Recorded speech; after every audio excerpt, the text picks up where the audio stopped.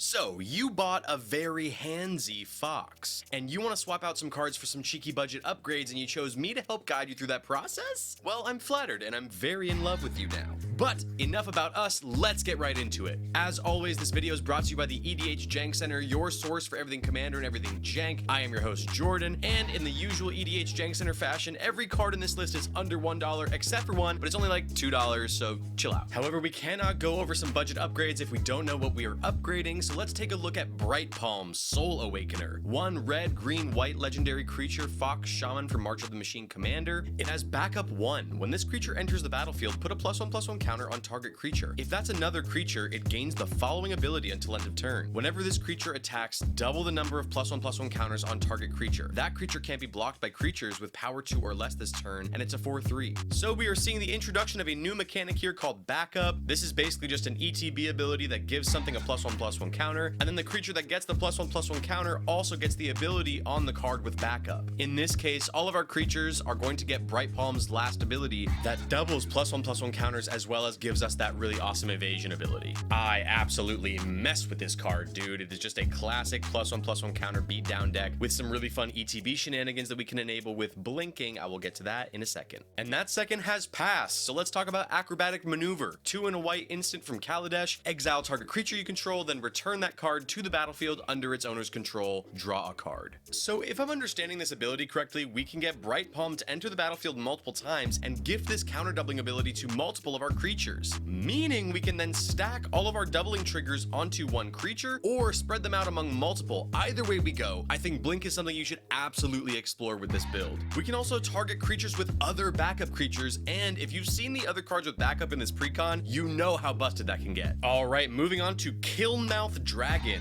5 red creature dragon from dual decks Knights vs Dragons. It has Amplify 3. As this creature enters the battlefield, put 3 +1/+1 counters on it for each dragon card you reveal in your hand. We don't care about that. It's got flying, and you can tap it. KillMouth Dragon deals damage equal to the number of +1/+1 counters on it to target creature or player, and it's a 5/5. Pretty simple tech here, guys. Once we get a good amount of counters on this card just becomes a gigantic cannon we can point at people or their creatures. I mean, yeah, there's not much else to say. I love this card. I've already covered it in a short if you've been through all my shorts on my channel, which you should. They're very cool and fun. Now let's go and take a look at the man of the hour, Ginger Brute. 1 colorless mana artifact creature, food golem from Throne of Eldraine. He has haste. You can pay 1 and he can't be blocked this turn except by creatures with haste. You can pay 2 and sack him. You gain 3 life and he's a 1/1. So I have a very nostalgic attachment to Ginger Brute because Throne of Eldraine is the set that got me into Magic seriously. But besides that, first of all, this is a gingerbread man. You can put a gingerbread man in your deck. You should put him in any deck you can, but also this is an awesome target for all the counters you're going to be throwing around. It can make itself unblockable for 1 mana, and that is extremely scary when it's got like 10 million power. Also, again,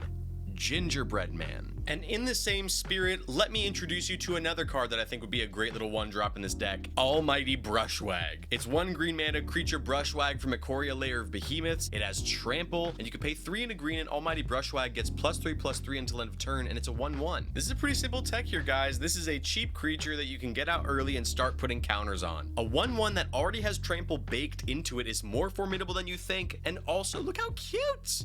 Also, does anyone know that Brushwags are native to Ikoria? Because I know that there's also like an older Brushwag card, but I don't know if that's like on Ikoria or not, if they're a multi-plane species. Anyways, let's plug the Patreon. So if you guys have been enjoying this content so far, make sure you check out that link in the description for the Patreon. We've got lots of really cool benefits for patrons, including a patron-only Discord that is open to anyone. We have a really affordable, accessible $1 tier. I'm trying to make this super accessible for everyone. It is an awesome community of MTG nerds like you and me talking shop, man. It's just so much fun, so amazing. So if you'd like to take part in that and some of the other benefits, make sure you check out that link. All your support helps me make more videos like this for you guys. All right, let's wrap it up with our most expensive card of the day. It's Emiel the Blessed, 2 white legendary creature unicorn from Jumpstart. You can pay 3 and exile another target creature you control, then return it to the battlefield under its owner's control. Whenever another creature enters the battlefield under your control, you may pay white or green. If you do, put a +1/+1 counter on it. If it's a unicorn, put 2 +1/+1 counters on it instead. White and green can be paid with either green or white, and it's a 4/4. Now listen, I know this card isn't under $1, but honestly, with how cheap the rest of these cards have been, I think we'll be able to buy this no problem. This comes with blink support baked into the card, which will be great for our cards that have backup because it's an ETB ability, baby. And it comes with additional +1/+1 counter synergy. And who doesn't want to run a gingerbread man and a unicorn in the same deck? And that about does it for today's video. If you liked it, give it a like, subscribe to the channel, and comment down below what cards you would put in a BrightPalm deck. Did I miss anything? I'm always down there in the comments interacting with you guys, so come on down and have a chat with me. Alright guys, that's it for me. I will see you on the next video.